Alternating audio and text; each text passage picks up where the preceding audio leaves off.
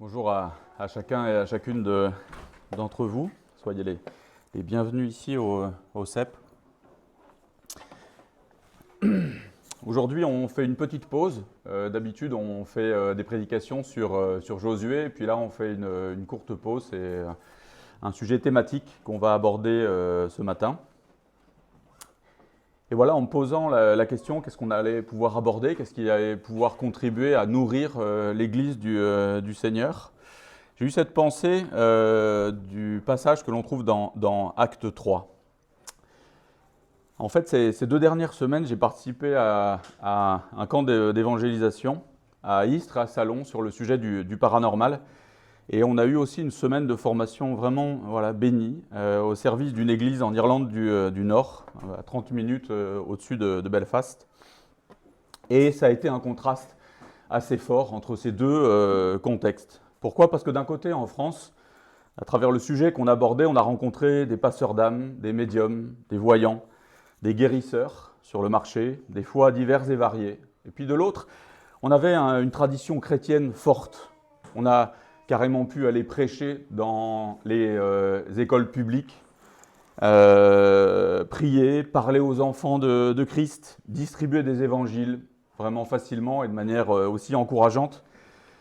Et lorsqu'on s'engage, alors on se pose forcément cette question un peu centrale, forcément, comment s'y prendre pour être pertinent dans les contextes auxquels on fait face, pour que ça puisse porter du fruit à la gloire de Dieu. Alors évidemment, les réponses prennent des chemins différents, mais j'avais cette question qui revenait sans cesse, qu'est-ce que j'ai à donner ? Qu'est-ce que nous avons à donner ? Qui puisse répondre à tous ces besoins, nombreux, différents, variés. Qu'est-ce qui peut nous motiver pour nous engager, pour être à l'image de ce Dieu missionnaire ? Et alors, j'aimerais qu'on retienne cette question et qu'on laisse la parole de Dieu y répondre donc par ce texte d'Acte 3. Il était 3 heures de l'après-midi, l'heure de la prière. Pierre et Jean montaient ensemble au temple. Or, on amenait un boiteux de naissance qu'on installait tous les jours à la porte du temple appelée la Belle, pour qu'il demande l'aumône à ceux qui entraient dans le temple. Voyant Pierre et Jean sur le point d'y entrer, cet homme leur demanda l'aumône. Pierre, accompagné de Jean, fixa les yeux sur lui et dit « Regarde-nous ». Il les regardait attentivement, s'attendant à recevoir d'eux quelque chose. Alors Pierre lui dit « Je n'ai ni argent ni or, mais ce que j'ai, je te le donne. Au nom de Jésus-Christ de Nazareth, lève-toi et marche. » Puis il le prit par la main droite et le fit lever. Ses pieds et ses chevilles s'affermirent immédiatement. D'un bond, il fut debout et se mit à marcher. Il entra avec eux dans le temple, marchant, sautant et adressant des louanges à Dieu. Tout le peuple le vit marcher et louer Dieu. Et il reconnaissait que c'était bien celui qui était assis à la belle porte du temple pour demander l'aumône. Ils furent alors remplis d'étonnement et de stupeur à cause de ce qui lui était arrivé. Comme ils ne quittaient pas Pierre et Jean, tout le peuple stupéfait accourut vers eux au portique appelé portique de Salomon. Quand Pierre vit cela, il dit au peuple, « Israélites, pourquoi vous étonnez-vous de ce qui s'est passé ? Pourquoi fixez-vous les regards sur nous comme si c'était par notre propre puissance ou par notre piété que nous avions fait marcher cet homme ? Le Dieu d'Abraham, d'Isaac et de Jacob, le Dieu de nos ancêtres, a révélé la gloire de son serviteur Jésus, celui que vous avez fait arrêter et renier devant Pilate qui était lui d'avis de le relâcher. Mais vous avez renié celui qui est saint et juste. Vous avez demandé qu'on vous accorde la grâce d'un meurtrier. Vous avez fait mourir le prince de la vie. Que Dieu a ressuscité, nous en sommes témoins. C'est par la foi en son nom qu'il a affermi celui que vous voyez et connaissez. C'est la foi en Jésus qui a donné à cet homme une entière guérison en présence de vous tous. Maintenant, frères, je sais que vous avez agi par ignorance, tout comme vos chefs. Mais Dieu a ainsi accompli ce qu'il avait annoncé d'avance par la bouche de tous les prophètes, à savoir que son Messie devait souffrir. Changez donc d'attitude, convertissez-vous pour que vos péchés soient effacés. Alors des temps de rafraîchissement viendront de la part du Seigneur et il enverra le Messie qui vous était destiné, Jésus. C'est lui que le ciel doit accueillir jusqu'au moment de la restauration totale dont Dieu a parlé depuis longtemps par la bouche de tous ses saints prophètes. Je vais couper ce passage jusque-là, la parole de Dieu. Il est 3 heures de l'après-midi. Et comme tous les jours, il y a des milliers de personnes pieuses qui font partie du peuple de Dieu, qui vont monter les marches, qui conduisent aux portes des parvis de la maison du Seigneur pour l'adorer, lui offrir des sacrifices, de louanges, lui adresser des prières dans sa présence bénie. Chacun est dans le recueillement, se consacre dans son cœur et se prépare à cette rencontre avec le Seigneur. Et avant de passer la porte pour aller dans ces parvis, tout le peuple passe devant quelques personnes. Combien ils sont, on ne sait pas. Mais il y a des gens qui sont mendiants, qui sont nécessiteux, qui vont à l'entrée de cette porte. Et le texte va zoomer sur un homme qui est dans une situation dramatique. Cet homme qui doit avoir probablement mon âge, un peu plus de 40 ans, souffre d'un handicap au niveau de ses jambes. C'est un handicap qu'il a depuis qu'il est né. Ses pieds n'ont jamais supporté son poids correctement pour lui permettre d'être debout et de marcher normalement, comme les autres. À cause de ce handicap, il est dépendant des personnes qu'il croise tous les jours. À cause de ce handicap, il vit dans la dépendance des hommes. Tous les jours, il leur tend la main. À cause de ce handicap, il ne peut pas rentrer dans les parvis du temple comme les autres. Il est limité. Et en fait, le truc, c'est que sa situation, sa condition, il ne peut absolument pas la changer. Sa vie dramatique est exposée chaque jour aux yeux de tout le peuple. Tout le peuple, comme on a pu le lire dans ce passage, le connaît. Peut-être qu'il y a des personnes qui le croisaient tous les jours. Et certainement. Et ils le reconnaissent. Mais ils ne peuvent que constater sa condition. Et pour certains même, ils la méprisent. En pensant que Dieu le punit à cause de son péché ou peut-être de celui de ses parents. Et le texte souligne une chose qui est intéressante à ce moment-là. Il le fait à chaque fois, bien sûr, mais là, il y a quelque chose à souligner de manière particulière.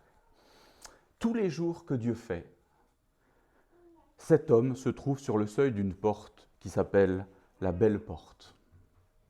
Et elle a été assimilée à une porte qu'on appelle la porte de Nicanor. Un historien de l'époque, quand il décrit cette porte, il nous dit qu'elle fait 25 mètres de haut, qu'elle est plaquée avec du bronze de Corinthe. Et c'est pour ça qu'elle s'appelle la Belle Porte. Ce métal, à l'époque, est plus précieux que tous les autres métaux, sans exception. Devant ce boiteux désespéré, donc, tous les jours de sa vie, se trouve un moyen d'accès au parvis de la maison de Dieu, recouvert d'un métal plus précieux que l'or et l'argent. Et lorsque les apôtres vont arriver, l'attention de cet homme va être attirée par la venue de Pierre et Jean, qui sont sur le point d'entrer par cette porte. Et alors il demande, peut-être comme il l'a fait des milliers de fois, même peut-être des dizaines de milliers de fois, j'imagine, en 40 ans, alors peut-être qu'il n'a pas commencé dès son enfance, bien sûr, mais j'imagine toutes ces années, chaque jour que Dieu fait, il tend la main et il dit « une pièce, s'il vous plaît ». Peut-être, se dit-il, ils vont me donner de l'argent, peut-être même de l'or, pour me permettre aujourd'hui de manger, de tenir un jour de plus, pour que je puisse prendre soin de moi, moi qui suis pécheur, handicapé, impur sur le seuil de la maison de Dieu, qui suis dépendant des hommes, moi qui ne peux rien faire pour changer ce que je suis en train de vivre, un jour de plus, dans cette misère. Et les besoins de cet homme, à vrai dire, sont fondés sur son désespoir.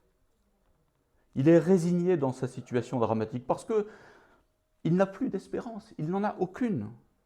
La seule espérance qu'il a, c'est que des personnes chaque jour viennent, l'emmènent, il tend la main, et peut-être que ces personnes viennent et le raccompagnent. Voilà ce qu'est sa vie. Il est résigné à cette situation dramatique parce qu'il n'a aucune espérance qu'elle puisse fondamentalement et radicalement changer. Une pièce pour un jour de plus dans la misère.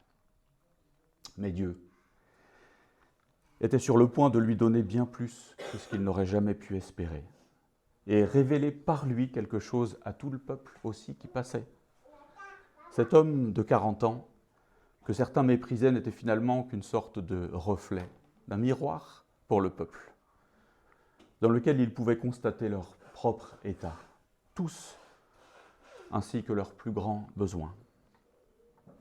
On l'a chanté juste avant que je prenne la parole dans ce chant. On a dit, nous sommes comme ce mendiant. Notre condition, notre manque de foi limite notre espérance naturellement. Nous regardons chaque jour, chaque journée, en définissant un besoin qui n'est rien d'autre qu'une espèce de substance limitée. Je ne sais pas si vous vous rappelez cette histoire où Jésus va croiser une femme, va échanger avec elle au bord d'un puits, et il va lui dire, toute personne qui boit de cette eau-là aura encore soif, aura de nouveau soif. En fait, cette substance limitée, elle ne satisfait en rien l'être humain. Nous pensons bien souvent que notre plus grand besoin dans notre vie est, je ne sais pas comment vous le définissez pour vous, mais une meilleure situation professionnelle, changer de voiture, avoir un compte en banque plus fourni peut-être. Et chaque jour, nous pensons que notre plus grand besoin est là. Chaque jour, nous alimentons notre dépendance à ce que ce monde peut donner. Sans Dieu, nous sommes résignés à notre condition. Nous croyons que ce qui sera est, et demain ne changera rien sans Dieu. Que les choses, les gens, les situations ne changent pas. Alors, ce faisant, nous acceptons la fatalité de la misère et résignés à tendre la main pour que les hommes la remplissent. Sans Dieu, chaque jour, non seulement nous acceptons la fatalité, nous apprenons peut-être même à l'aimer et à vivre avec. Voilà, tous nos contemporains sans exception. Ceux qui vivent sans Dieu, ceux qui ne connaissent pas Dieu. Parce que notre plus grand besoin, c'est de le connaître, bien sûr, on le sait, de vivre au plus près de sa présence. Le plus grand besoin de cet homme pécheur est devant lui chaque jour que Dieu fait. Il décide pourtant de tendre la main aux hommes au lieu de la tendre vers Dieu. Il s'adresse à des hommes au lieu de s'adresser au Père de toute grâce. Cela ne veut pas dire que les hommes ne puissent rien faire pour lui. Ça ne veut pas dire qu'il ne faille rien faire, humainement bien sûr, mais qu'aucun de ceux qui passent ne pourra jamais changer la condition dans laquelle il se trouve. Et nous qui sommes en Christ, c'est aussi de cette manière qu'il nous faut regarder ce monde. Non pas de manière hautaine, comme ces religieux qui ont tout compris, qui méprisent, qui sont hautains, mais dans notre situation dans laquelle Dieu nous a mis, d'être conscient de la responsabilité qui est la nôtre, c'est se laisser interpeller par les personnes qui tendent la main. Et peut-être que, évidemment, ils ne tendront pas la main de cette manière-là, mais chaque vie, chaque personne qui ne connaît pas Dieu est un mendiant, que nous n'avons pas à mépriser, bien sûr. Ne pas passer devant ces vies, la condition de ceux qui nous entourent, comme si elle pouvait changer, mais croire que Dieu veut la changer et peut la changer par la puissance de son esprit. Ne pas donner, je me dis, qu'est-ce que j'aurais pensé? Vous imaginez? Imaginez des disciples qui seraient passés devant ce mendiant en lui donnant une pièce. Moi, je me dis, ça en aurait dit long quand même sur leur espérance. Mais pourtant, je me dis, dans ma vie, c'est parfois ce que je fais. Parce que lorsque j'accepte que quelqu'un dans une situation qui ne connaît pas le Seigneur, que je m'arrête à lui donner des choses que d'autres personnes dans notre humanité pourraient aussi lui donner, c'est comme si je lui donnais une pièce. Oui, bien sûr, ça lui permettra de tenir un jour de plus. Mais est-ce qu'il bénit le Seigneur pour autant? Est-ce que, en lui refusant l'essentiel, je ne nourris pas quelque part, d'une certaine manière, le fait qu'il puisse se dire, la vie, en fait, c'est pas si mal, ça vaut la peine d'être vécu juste un jour de plus. Alors, que vont faire les apôtres? Pardon. Pierre et Jean, ils vont se laisser interpeller par la situation de cet homme.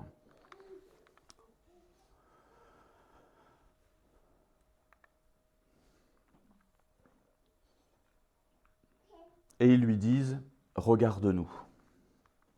Regarde-nous. Lorsque Pierre l'interpelle, en fait, il est en train de le préparer à recevoir bien plus que la réponse à laquelle il est sûrement habitué depuis des années. Et cette initiative des apôtres, elle est assez particulière parce que c'est presque comme si, sans l'avoir demandé, ce mendiant allait recevoir quelque chose. Ça veut dire quoi? Ça veut dire que l'initiative des apôtres démontre la grâce souveraine de Dieu, qui agit par la puissance de son esprit, par Jésus-Christ, pour secourir et restaurer ceux qui sont impuissants à se sauver eux-mêmes, ceux qui désespèrent dans leurs conditions. Et Pierre va lui dire, « Je n'ai pas ce que tu penses avoir besoin. » Il n'avait peut-être pas d'argent sur l'instant. « Je n'ai pas ce que tu penses avoir besoin, mais ce que ta condition ne te permet pas d'espérer, nous l'avons, je l'ai. » Et il y a une forme de contraste dans le texte. Les disciples de Jésus-Christ ont quelque chose de plus précieux que l'or et l'argent. Et vous savez, cette situation est quelque part un peu ironique, je me disais, en étudiant ce texte. Au regard de cette porte qui se trouve juste en face de ce mendiant. Cet homme a chaque jour devant les yeux ce que la foi aurait dû lui faire espérer. Que Dieu, dans sa grâce, change sa condition pour qu'il puisse enfin franchir cette porte et accéder dans ses parvis. Cet homme a renoncé à quelque chose de plus grand, à quelque chose de plus beau. Il n'a pas la foi qui lui permet de regarder au-delà de sa misère. Mais Pierre connaît la puissance de Dieu. Il sait qu'il peut restaurer. Il le sait pourquoi? Parce qu'il l'a vécu à titre personnel, parce qu'il a vécu cette restauration. Il sait que le Seigneur peut redresser les pieds des hommes boiteux pour les faire marcher. Parce que Pierre avait renié le Seigneur à 3 reprises. Lui non plus n'était pas digne. Son seul privilège était d'avoir trouvé dans la grâce et l'amour du Seigneur la restauration dont il avait aussi personnellement besoin. Et sans cette grâce, la vérité, c'est qu'il serait à la place de celui qui était assis devant lui. Alors il sait, parce qu'il le vit, que cette grâce puissante pouvait agir dans sa vie misérable de cet homme, pour restaurer ce qui avait besoin de l'être, parce que lui qui avait été misérable, lui avait été restauré. Il lui dit, la richesse en laquelle tu te confies jour après jour, et que tu me demandes encore aujourd'hui, je ne l'ai pas. Mais, et j'aime beaucoup la parole quand elle dit ce genre de choses, mais, et là ça ouvre la porte de l'espérance. Ce que j'ai, et Pierre va invoquer sur cet homme, par un commandement, la puissance du nom de Jésus-Christ. Sur cette situation désespérée pour que par son autorité absolue, Jésus intervienne dans la condition de cet homme. Et la guérison ne se produit pas parce que c'est une espèce de formule bien ficelée, bien dite, une sorte de piété acceptable qui rendrait le miracle efficace. Non. La guérison se produit parce que Jésus-Christ de Nazareth est ouvertement reconnu comme la seule source de secours et de salut pour cet homme. Par cette invocation, l'apôtre cherche à susciter une foi. Alors on se dit, ouais, il n'y a pas une grande théologie derrière ça quand même. On pourrait se dire, il manque quand même un paquet de choses. Non, mais il cherche à susciter une foi rudimentaire. Quelque chose, vous savez, comme un petit germe planté. Quelque chose qui ne ressemble peut-être pas à grand-chose, mais qui germe par la puissance de Dieu. Juste quelque chose qui semble rien, mais qui produit un changement fondamental. Et la guérison ne se produit donc pas parce que la formule est correcte, non. Parce que Jésus-Christ de Nazareth est invoqué. Et cet homme doit ainsi donner une réponse du cœur qui dit « Oui, je crois que ma situation est désespérée, mais qu'elle peut trouver une issue par ce nom. Oui, je crois que l'auteur de la vie peut restaurer ce qui est mort. En cela, il a saisi par la foi l'espérance qui lui était proposée. » Je me dis pour moi-même, aujourd'hui, devant ce texte, je crois qu'il n'existe pas de plus grand désespoir que de positiver sur une condition de misère en pensant qu'elle ne puisse jamais être changée. Jamais. Dieu, dans sa souveraineté, veut nous donner la vie par son esprit puissant. Est-ce que c'est ce que nous avons tous expérimenté de manière différente? Et quand on regarde nos vies à chacun, parfois on se dit comment est-ce que ça a commencé? Comment est-ce que il y a quelque chose qui s'est planté. Et on a du mal à trouver parfois même la source du moment où quelque chose a germé avec puissance, comme s'il y avait un germe qui à un moment dans notre vie avait été placé là et qui avait porté du fruit pour la gloire de Dieu. Moi, je ne sais pas, quand je regarde mon enfance, je me dis, de tous les enseignements que j'ai reçus, c'est comme si j'avais reçu des petites graines et qu'un jour, sans que je puisse dire pourquoi, elles avaient germé, toutes, les unes derrière les autres, que les versets de la parole que j'avais toujours entendus prenaient vie par la puissance de Dieu.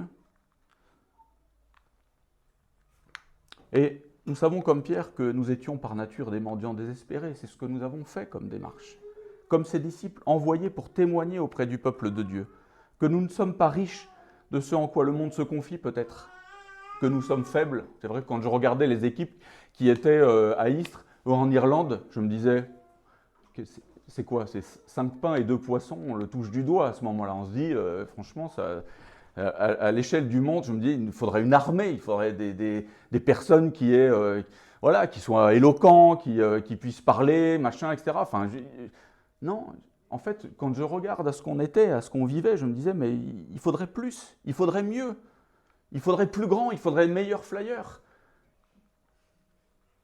Et je me dis, ce qui est extraordinaire, c'est qu'à travers la faiblesse de tout ce que nous entreprenons, de tout ce que nous sommes, Dieu révèle sa gloire.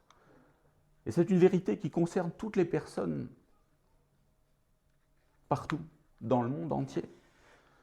Qu'aurions-nous à donner, si ce n'est cette espérance que nous avons saisie par la foi, comme ce mendiant? Que pourrions-nous désirer de plus grand pour ceux qui nous entourent, pour ceux que nous rencontrons tous les jours? De plus beau que la restauration dont nous avons été personnellement les témoins. Une restauration que nous vivons jour après jour.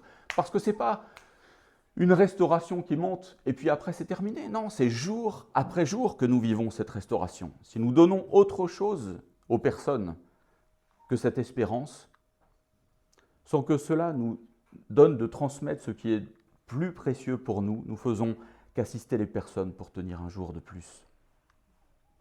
Dieu veut donner la vie. Dieu veut restaurer. Dieu veut donner une espérance nouvelle. Et il ne veut pas que les personnes admirent la vie. Non, il veut la leur donner en Jésus-Christ. C'est fondamentalement différent. En restaurant pleinement pour leur permettre de marcher en dignité. Et alors, on est les champions du monde, j'ai l'impression, dans l'Église pour ouvrir des faux débats. Parce que quand on lit ce passage, on pourrait se poser la question, est-ce que Dieu peut faire ça encore aujourd'hui? Est-ce que c'est possible?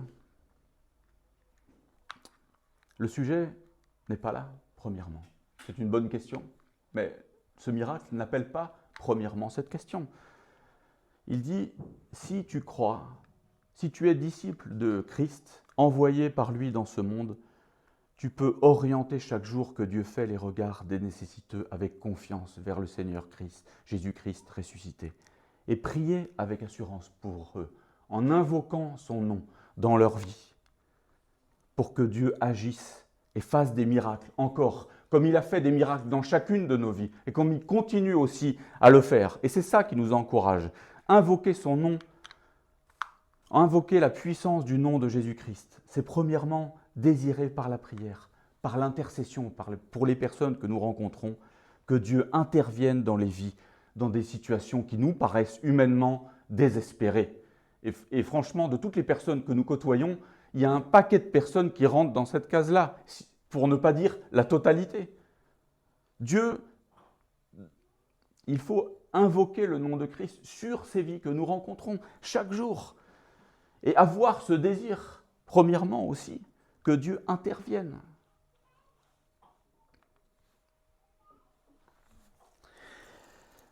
Pierre prend alors l'homme boiteux par la main et l'aide à se lever. Instantanément, les pieds et les chevilles de cet homme deviennent solides et il bondit sur ses pieds, commence à marcher. Ses jambes qui n'avaient jamais marché correctement prennent vie. Les muscles se forment, les os s'affermissent. En un seul instant, il y a une seconde, cet homme était par terre et il est là, debout. Il y a une seconde, il était impur et il est pur. Maintenant, il est possible de franchir cette porte. Tout le peuple En fait, il ne peut que constater cette réalité comme une sorte d'évidence. Dieu est intervenu par la puissance de son esprit pour donner vie en tant que créateur à ce qui n'existait pas, en restaurant ce misérable. Et on le voit dans le texte. Je suis bien sur le bon texte? Oui. On le voit dans le texte, en fait, sa tristesse a laissé place à la louange. Son handicap qui le conduisait dans le désespoir laisse place à des sauts. Il saute de joie. Moi, j'imagine cet homme qui arrive dans la maison de Dieu en sautant de joie. Ça transforme sa vie. Ça transforme son existence. Ça transforme sa condition. Et c'est un signe aussi pour tout le peuple d'Israël qu'il y a un truc qui est en train de se passer. Parce que le miracle, derrière chaque miracle, il y a un enseignement qui est lié. C'est un signe pour tout le peuple d'Israël de l'accomplissement du salut dans un contexte de création renouvelée. C'est l'accomplissement d'une prophétie qui était dans Ésaïe et qui dit « Alors le boiteux sautera comme un cerf, et la langue du muet lancera des cris joyeux. Oui, de l'eau jaillira dans le désert et des ruisseaux dans la plaine aride. » Cet homme a reçu par l'Esprit une puissance de vie qui est désormais un témoignage vivant. Il est, par sa vie, un témoignage vivant. Et il a un seul objectif. Cette restauration n'a qu'un objectif, rendre gloire à Dieu. Je me dis parfois, dans notre vie de chrétien, on réduit le salut à « Christ est mort pour nos péchés ». Et c'est vrai, c'est une réalité. Mais c'est une restauration complète que Dieu a pour objectif. On l'oublie parfois. Une restauration qui commence à notre conversion et qui progresse, comme je l'ai dit, sans cesse et jour après jour. Bien sûr, Christ est mort pour nos péchés. Mais quand on fait ça, parfois, en tant que chrétien, c'est comme si on montrait une image de la grande image. Comme si, en fait, on pensait que ça se réduisait à ça. Bien sûr, ça commence par ça. Mais cette restauration, elle n'a de cesse de grandir et d'être là. L'intervention de la puissance de Dieu et ses conséquences dans la vie du mendiant que j'étais. Voilà. Je suis passé de l'exclu à l'inclus, d'une position de désespoir à la position d'une espérance joyeuse. La vérité, la question que je me pose, c'est est-ce que dans ma vie, je bondis? Est-ce que je suis joyeux au point que ça se voit, que ça s'entend, que ça se démontre par la manière dont je vis? Ça ne veut pas dire que la gloire me revienne, absolument pas, jamais. Mais ce mendiant que j'étais, transformé, restauré, a pour objectif de glorifier Dieu. Non pas que je sois glorieux, évidemment, mais que la transformation que j'étais contribue à rendre gloire à Dieu. Dieu m'a restauré par Jésus-Christ, par la puissance de son esprit. Il restaure aussi chacun d'entre nous. Alors, là aussi, une question pourrait germer, ok, qu'est-ce que je peux faire pour témoigner? Ne te demande pas d'abord cette question, ne te pose pas d'abord cette question. Si tu es en Christ, tu es un témoignage avec ce que Dieu a fait de toi. Le témoignage d'un boiteux reconnaissant et joyeux d'avoir été au bénéfice de la puissance de l'Esprit de Dieu. Vis, vis, et tu seras alors un témoignage à la gloire de Dieu. Mais ce miracle, il va attiser un questionnement pour le peuple de l'Alliance. Qu'est-ce que ça veut dire? Qu'est-ce qui est en train de se passer? Est-ce que ce qui se passe est en lien avec ce qui a été annoncé et qui nous a été promis? Comme je le disais, derrière chaque miracle, il y a une leçon primordiale que Dieu veut donner à son peuple. Et c'est la raison du sermon de Pierre qui va maintenant commencer. Pour convaincre des implications personnelles de cet événement pour ceux qui le constatent. Et ça a toujours été la priorité du Seigneur. Là encore, on pourrait citer, vous savez, l'histoire où il y a une femme qui arrive, alors qu'il y a une énorme foule, et elle va toucher juste le bord du vêtement de Jésus. Et Jésus se retourne et dit « Qui m'a touché ?» Alors il cherche, ses disciples disent « Attends, il y a plein de gens autour de nous, il y a des tonnes de personnes qui te touchent. » Et moi, on se pose la question, pourquoi est-ce que Jésus la cherche à ce moment-là? Elle avait besoin, en lien avec le miracle qu'elle devait venir de vivre, qu'elle venait de vivre, d'avoir un enseignement cohérent, qui aille avec ce qui s'était passé, qu'elle entende quelque chose. Parce que si on a nos yeux qui s'arrêtent sur le miracle, on manque absolument l'essentiel. Ce que Dieu veut par le miracle, c'est nous faire entendre, comprendre quelque chose, comme il voulait faire comprendre quelque chose à ce peuple d'Israël. Et c'est la raison du sermon de Pierre, donc. Mais voilà, à ce moment-là aussi, il y a un risque. C'est que la gloire retombe sur les agents du miracle, que les regards se focalisent sur le signe de puissance et celui qui a bénéficié aussi de cette puissance. Et il ne s'agit pas, comme je le disais, d'une espèce de démonstration de pouvoir des disciples. Ça, c'est le lot des magiciens et de ceux qui guérissent. Et on en a rencontré, comme je vous le disais, à Istres, non ? Il ne s'agissait pas juste simplement de ça, il s'agissait de comprendre quelque chose derrière. Pierre va se distinguer des guérisseurs et des magiciens païens en identifiant clairement Jésus, le Seigneur ressuscité, comme le seul responsable de ce miracle.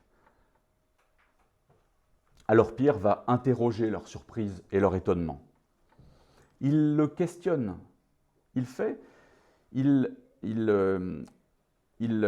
c'est comme s'ils avaient leurs yeux qui étaient braqués sur les apôtres, ces agents humains du miracle, et Pierre va les détourner pour les amener à Christ. L'apôtre introduit la bonne nouvelle de l'Évangile par le fait que Dieu a accompli ses plans par Jésus-Christ, malgré l'opposition de son peuple.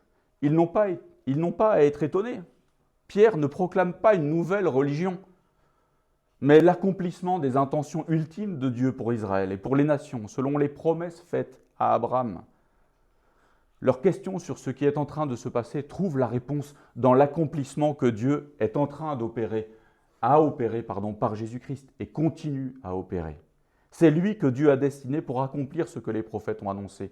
Par son abaissement parfait, c'est ce qu'on voit dans le texte, et volontaire, Pierre développe le sujet du rejet d'Israël avant de déclarer que Dieu l'a ressuscité d'entre les morts. Il identifie Jésus comme étant la puissance derrière ce miracle. Ainsi, non seulement Jésus est glorifié par son exaltation céleste, mais aussi, après être ressuscité, il continue à être glorifié par l'exercice de son autorité dans une guérison comme celle-là.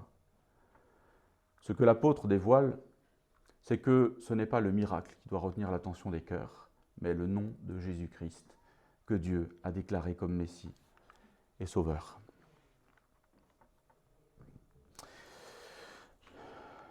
Alors, il y a une chose qui vient juste après, c'est une confrontation qui peut paraître assez brutale d'une certaine manière, et que l'on voit dans ces textes, mais qui est nécessaire. Et c'est quelque chose qu'on ne peut pas enlever de notre témoignage. Les Juifs sont confrontés au sujet du rejet du Messie promis.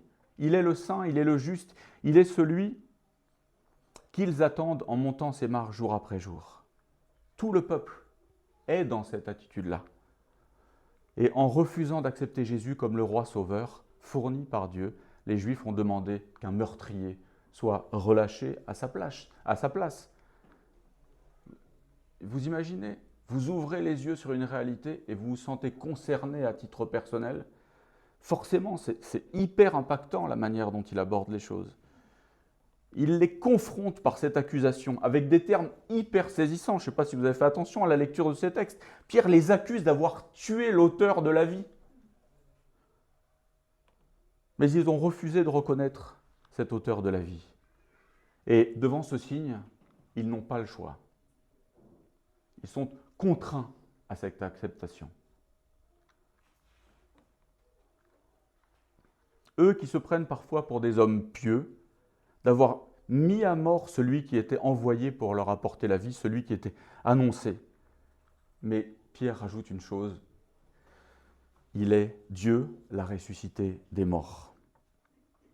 Et ce sujet n'est pas un sujet de discussion, c'est une évidence à ce moment-là, devant tout le monde.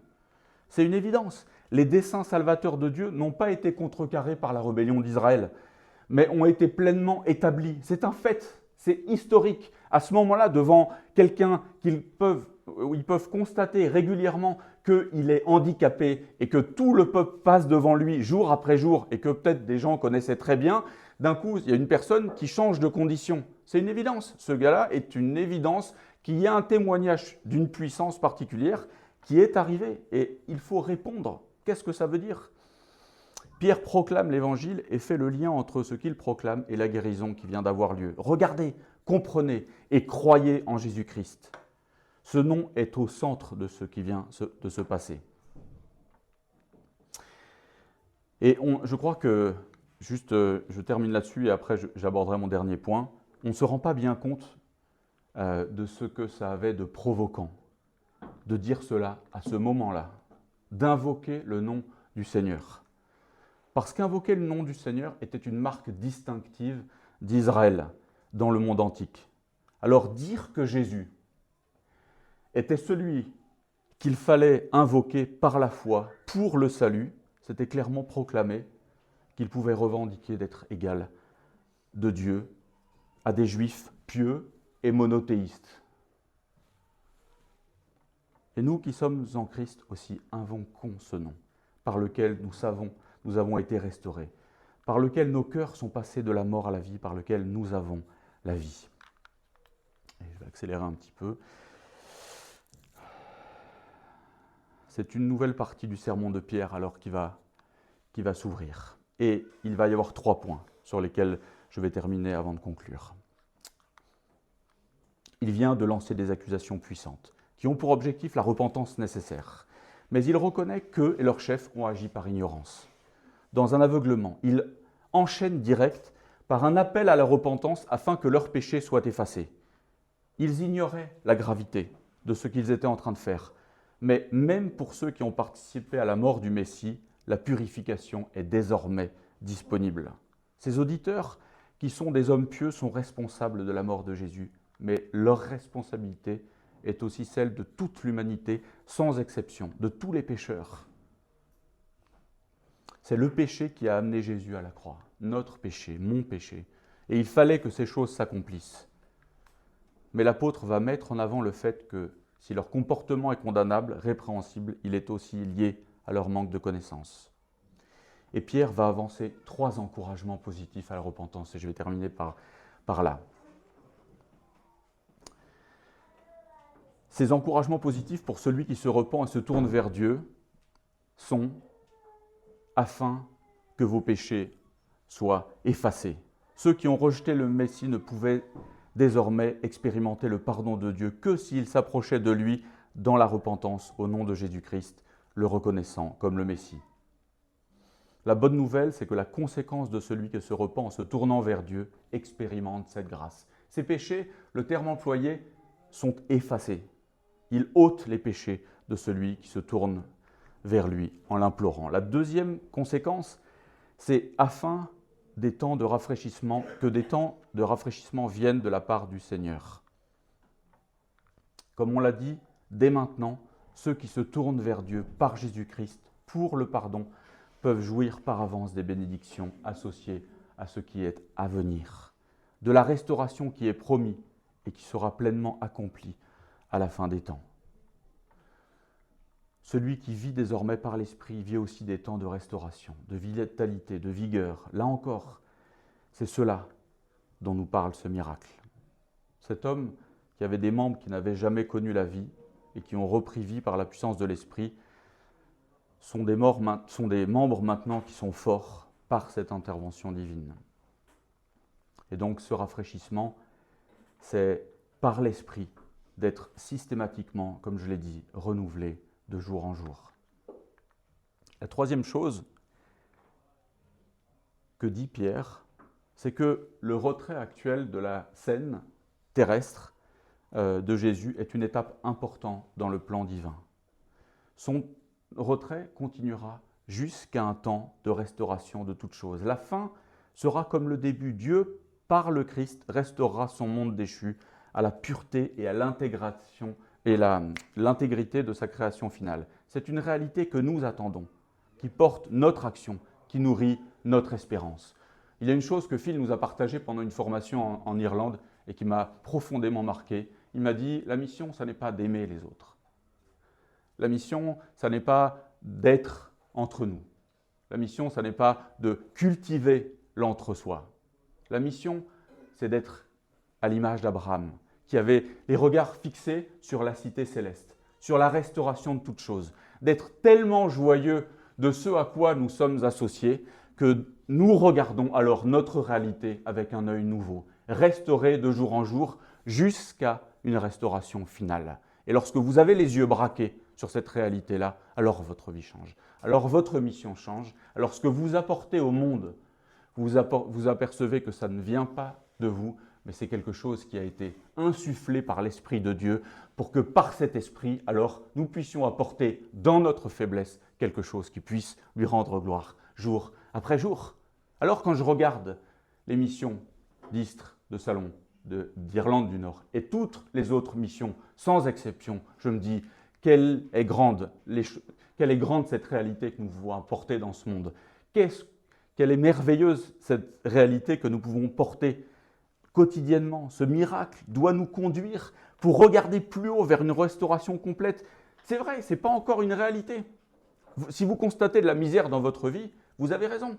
Il y a encore de la misère. Il y a encore des difficultés. Il y a encore des choses qui ont besoin de restauration. Mais il y a une chose, et je finirai par ça, vers quoi doit se braquer notre regard par la foi? Vers cette espérance que nous avons, la restauration finale dans le royaume de Dieu. Voilà ce qui doit faire voir chaque jour comme un moyen de porter dans ce monde le plus grand trésor que nous avons en Jésus-Christ. Et je finirai par la lecture de ce passage qui nous parle de cette restauration-là, qui nous dit quelque chose de cette restauration-là, qui nous dit là où nous devons braquer nos regards, quelles que soient les choses que nous traversons. Une restauration complète, absolue, qui sera une réalité.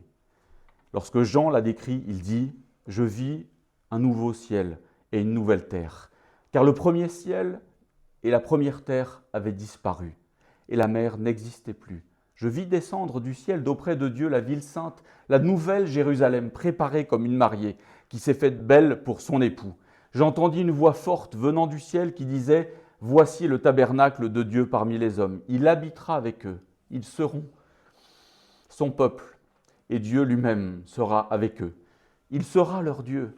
Il essuiera toute larme de leurs yeux. La mort ne sera plus. Il n'y aura plus ni deuil, ni cri, ni douleur, car ce qui existait avant a disparu. Celui qui est assis sur le trône dit « Voici, je fais toutes choses nouvelles. » Et ce signe que nous avons devant nous ce matin nous invite aussi à se souvenir.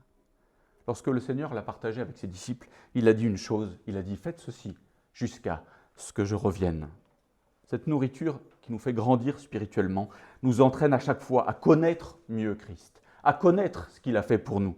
Elle nous fait grandir dans la grâce, elle nous rappelle ses souffrances, sa mort et son prochain retour.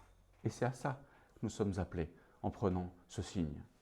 Alors si vous êtes associés, si vous croyez, prenez-le librement, juste par la foi, quelque chose qui est de la reconnaissance de tout ce que nous avons vécu, depuis que Dieu a restauré notre cœur, jusqu'à ce qu'il revienne. Je vais prier.